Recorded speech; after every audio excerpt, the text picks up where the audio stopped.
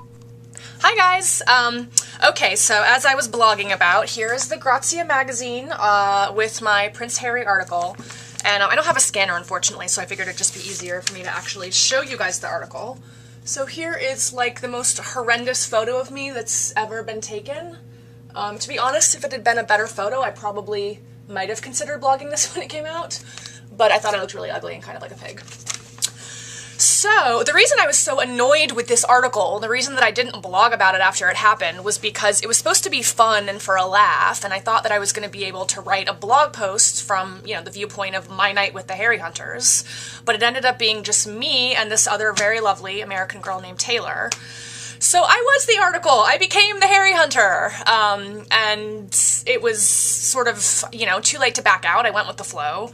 And so I will just read you some of the choice tidbits so you can see why I was so thoroughly annoyed, because Grazie is sort of a big magazine. It's like one of the UK's most popular magazines, and I didn't assume that they would just straight up make up quotes and make up scenarios, but that is indeed what they did. So I am described as a beauty blogger who was flown from LA for a week, not true, 3 weeks, to try her luck finding Harry, not true, they're writing articles about Kate Middleton. Kate and William's engagement was a total game changer, explains Nadine Jolie, never said that. I am described as a stunning blonde, so that's very exciting. I come over from the States twice a year, primarily for work. Okay, that's, you know, sort of true. To hunt the young royal at events, not true. As well as his favorite night spots, Mahiki, been there twice, Beaufort House, never been, Bougie's, never been until that night, which is part of the reason I wanted to go. Then they make up a quote that I didn't even remotely say because it's not anywhere near true, which is, I've seen him at a few events, but have never managed to talk to him. However, I'm hopeful that if I got close enough to make a move, I could stand a chance. For me, Kate is living proof that you don't need to have blue blood to marry into the royal family. Well, that's kind of true, but I didn't say it. William could have had any girl he wanted, but he chose her, a commoner. Alright. Then they make up some stuff about how I'm talking about Chelsea Davy, didn't talk about her. They talk about Taylor. This is where it gets fun. The Harry Hunters have planned our night out with precision. Our first location is Mahiki. Then they talk about how Taylor and I have planned the entire evening, which we haven't. We've just shown up because we've been promised free drinks, and apparently we're suckers for free drinks. And they talk about how, after an hour and a half, Nadine gets a text from one of her friends to tell her the young royal isn't expected to show tonight.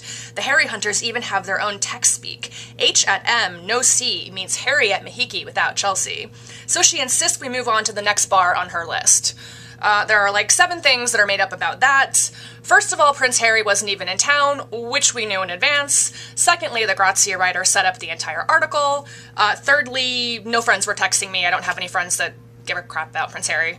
4, I did not insist we move on to the next bar on the list. It was my second night in England. I was so jet-lagged. All I wanted to do was go home, which for people that know me and know how much I like going out is saying something, because normally I would be thrilled to be staying at these bars.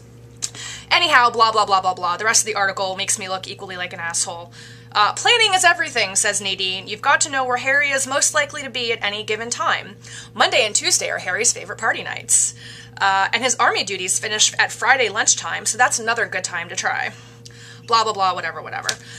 Anyhow, you can tell how frustrated I am just rereading this article, which is why I, like, buried it deep in my frickin' drawers, because it's just frustrating. You know, it's like I've had dealings with the press before, most notably a couple years ago when I wrote my blog and then got outed. But that wasn't made up, you know, that was actually something that I did that was stupid. And I also was able to have my best friend Amy act as my sort of like press attaché, and so she gave them quotes for me, which were used in the article. It's an entirely different thing to have completely made up quotes, completely made up scenarios, and to make me look like an utter fool. So that's why I didn't blog about it, that's why I was annoyed. And then recently I've had people discover the article and be like, whoa, whoa, whoa, what's this? And so I was like, oh, alright, I guess I have to blog it. So there you go. There's my secret sordid past as a Prince Harry hunter. I should have known that it would come out, much like, you know, sex tapes and politician scandals, although hopefully this is nowhere near as bad, seriously. But yes, so I will not be stalking Prince Harry anytime soon. I will, however, be going back to England, and I will definitely be trying to go back to Bougie's and Mahiki because they're really fun. And I don't regret being able to go there for free because we got lots of free drinks. Anyhow, that's that. Love you guys lots. Bye.